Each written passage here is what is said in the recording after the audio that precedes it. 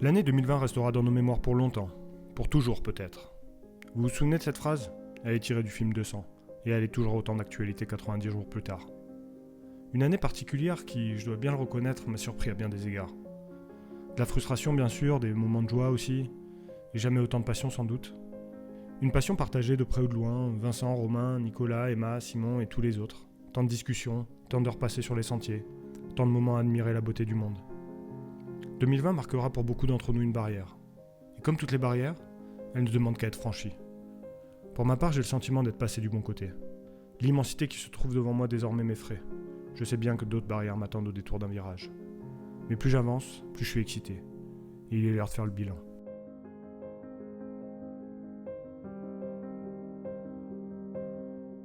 2020, l'année de tous les dangers, c'est pas pour rien que j'ai mis ce titre à la vidéo, c'est que effectivement on était un peu sur un point de bascule, on était un peu sur une ligne de crête, on aurait pu basculer d'un côté ou de l'autre. Je crois qu'on a été beaucoup à basculer du bon côté finalement, à nous prendre en main et notamment d'un point de vue sportif, à faire des belles années finalement un peu différentes. On s'est adaptés tous à notre niveau, mais voilà, au final on est plutôt bien retombé sur nos pieds, je pense. Commençons par le bilan sportif, et forcément qui dit bilan sportif dit Strava aujourd'hui. La plateforme est rentrée dans notre quotidien de sportif, qu'on soit trailer, cycliste, coureur sur route, même nageur, alpiniste, skieur, tout le monde utilise Strava aujourd'hui. Il n'y a qu'à voir le nombre de rapports annuels personnels qu'on voit fleurir sur la toile ces derniers jours pour se rendre compte de la place que prend Strava aujourd'hui dans nos vies sportives. Cette remarque peut paraître une critique, mais ça l'est pas du tout. Moi, je suis un gros utilisateur de Strava et je suis le premier à aller sur la plateforme pour voir un petit peu mes stats, pour voir un peu tout ce que partagent les gens que je suis. Donc loin de moi l'idée de critiquer. Je trouve que Strava s'améliore de semaine en semaine et paradoxalement, en termes d'entraînement,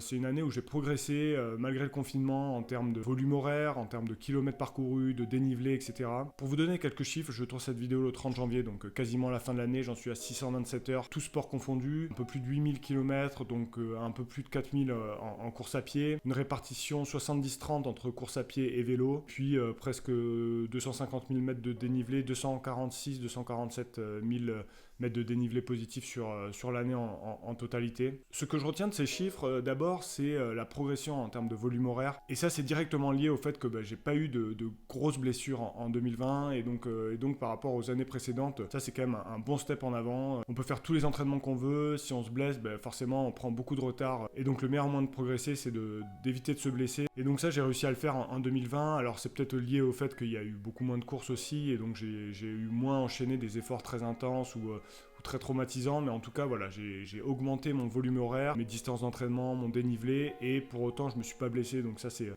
quand même une chose super positive que je retiens en 2020. L'autre chose que je trouve intéressante, c'est cette répartition 70-30 entre course à pied et vélo. C'est vrai que je suis pas un cycliste à la base, mais j'aime de plus en plus ça. J'aimerais bien d'ailleurs m'essayer au vélo plutôt ultra distance entre guillemets, en tout cas passer voilà des grandes journées sur le vélo et pourquoi pas plusieurs jours d'affilée. Ça c'est un peu quelque chose que j'ai envie de faire en 2021 et que je vous partagerai évidemment. Mais cette répartition, je la trouve plutôt intéressante parce que voilà, le vélo c'est plein d'intérêts. On a parlé évidemment du home trainer il n'y a pas longtemps avec Simon. Et puis de manière générale, croiser les sports comme ça, notamment en trail, c'est super intéressant pour augmenter le volume et puis pour travailler d'autres qualités. Donc on a déjà parlé dans d'autres vidéos, donc cette répartition, je trouve que c'est intéressant également. Après, comme vous le voyez sur la répartition de l'année, finalement, moi la période de confinement, ça a été une période très active, mais sur le home trainer où j'ai fait énormément de home trainer.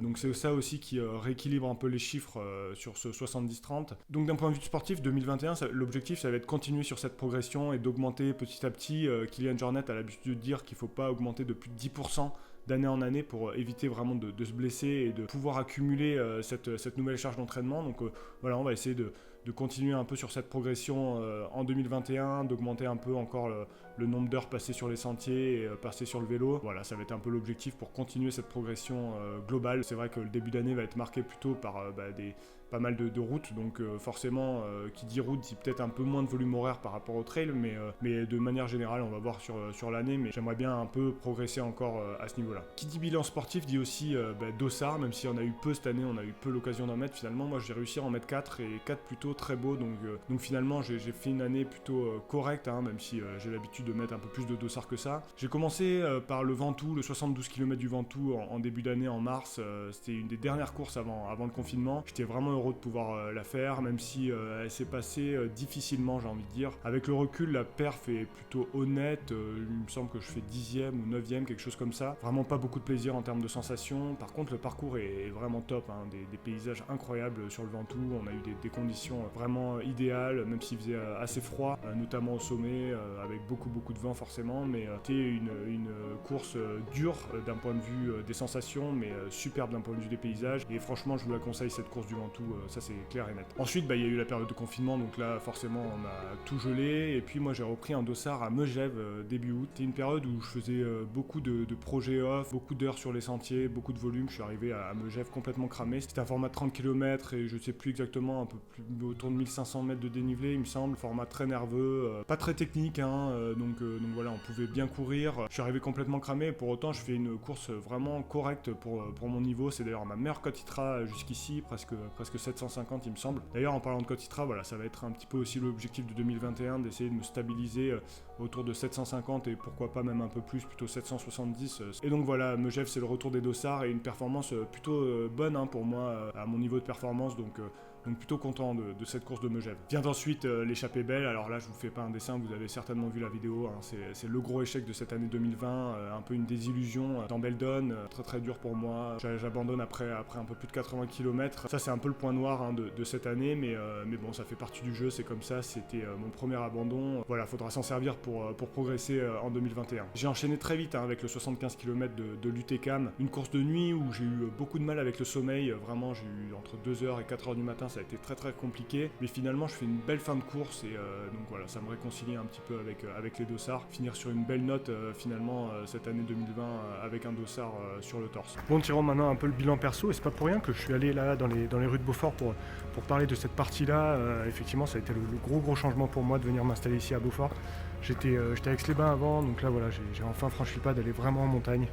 Et je regrette absolument pas ce choix-là. Ça a été certainement le meilleur choix que j'ai pu prendre cette année. Clairement, je suis super bien ici dans le massif du Beaufortin et ça me permet d'être au contact de la montagne, de cet environnement assez incroyable. Donc ça, c'est déjà un point super positif. Après, qui dit bilan perso, dit aussi projet perso. Alors là, il y en a eu pas mal cette année en 2020. C'était certainement une année qui était intéressante pour ça parce qu'on avait plus de temps de faire ce genre de choses-là. Pas mal de choses, la traversée du Vercors avec Martin de Gare à Gare, les écrins avec Vincent bien sûr, puis ensuite le trapèze SLA dans le sud de la France entre le Pic Saint-Loup et le Mont Aigoual, et puis aussi la CCC sur 2 jours. Donc voilà, vraiment plein de choses super intéressantes que j'ai pris beaucoup de plaisir à faire cette année. Donc en 2021, on va essayer de garder un peu de temps pour faire ce genre de projets perso qui sont super plaisants, où en fait on prend beaucoup de plaisir parce que voilà, on n'est pas pris par le temps, on n'est pas pris par le stress, etc. Donc d'un point de vue perso, une belle année 2020. Faisons maintenant un peu la transition entre bilan perso et bilan pro avec le film 200 que j'ai tourné en Auvergne avec Yann Gobert sur son aventure de réaliser le GR30 en une seule fois, donc c'est un peu plus de 200 km et 7000 mètres de dénivelé. Pourquoi ça fait la transition? Parce qu'en fait, avec Yann, on se connaît depuis quelques temps. Il m'avait proposé au départ de venir l'accompagner pour courir un bout de chemin ou carrément l'entièreté du chemin avec lui pour cette aventure. Et moi, je me suis dit que ça pouvait être l'occasion d'en faire un film, donc j'ai pris mon matos avec moi sans trop savoir qu'est-ce que ça allait donner. Puis voilà, j'ai un peu filmé pendant l'aventure, j'ai couru avec lui à presque 85 km et voilà, j'en ai tiré un film qui a eu pas mal de succès, hein, plus de presque 85 000 vues aujourd'hui, beaucoup de retours positifs. Je sais pas si vous l'avez vu, mais voilà, vous avez été beaucoup à réagir à ce propos et ça m'a aussi ouvert pas mal d'opportunités, hein. Donc c'est vrai, pour ceux qui le savent pas, moi je suis journaliste et vidéaste, hein, dans la vraie vie entre guillemets. Je suis vraiment spécialisé, hein, sur tout ce qui est trail, montagne de manière générale. C'est vrai que ce film m'a ouvert pas mal d'opportunités, donc ça c'était vraiment cool. L'idée de cette chaîne, c'est pas de parler de ma vie professionnelle, hein, c'est pas vraiment le sujet, mais voilà, fallait que j'en dise aussi un peu 2 mots parce que 200 a été publié sur cette chaîne, donc forcément fallait que j'en parle. Et le professionnel en 2021, ça va être aussi YouTube, hein, parce que YouTube, c'est vrai qu'à l'origine c'est vraiment quelque chose purement passion, purement plaisir. C'est pas du tout l'idée d'en faire quelque chose de professionnel. Le fait est qu'aujourd'hui, ça me prend de plus en plus de temps. Alors en termes de revenus, c'est toujours quasiment zéro, quelques euros chaque mois par la pub, mais vraiment insignifiant. En tout cas, cette année 2020 et le fait que la chaîne a vraiment bien progressé, ça m'a donné envie aussi de m'investir plus dans la chaîne et de vraiment en faire quelque chose de plus cadré. Pourquoi pas d'essayer de rentabiliser un petit peu tout le temps que je passe sur les vidéos, à les tourner, à les monter,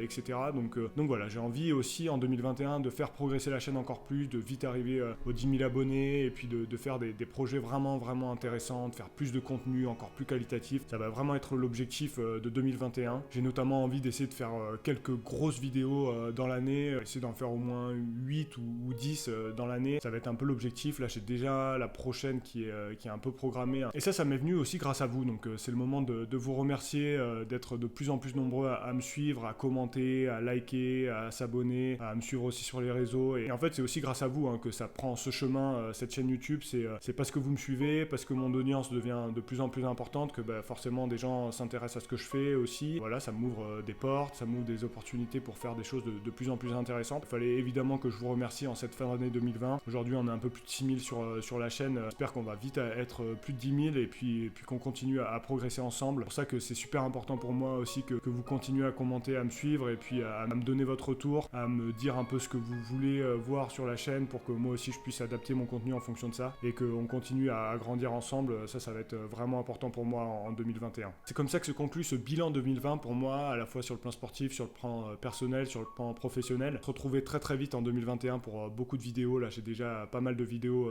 qui sont prévues pour le mois de janvier et puis à un peu plus long terme également. Donc finissez bien cette année 2020, passez un bon réveillon et prenez soin de vous. Allez, ciao à tous.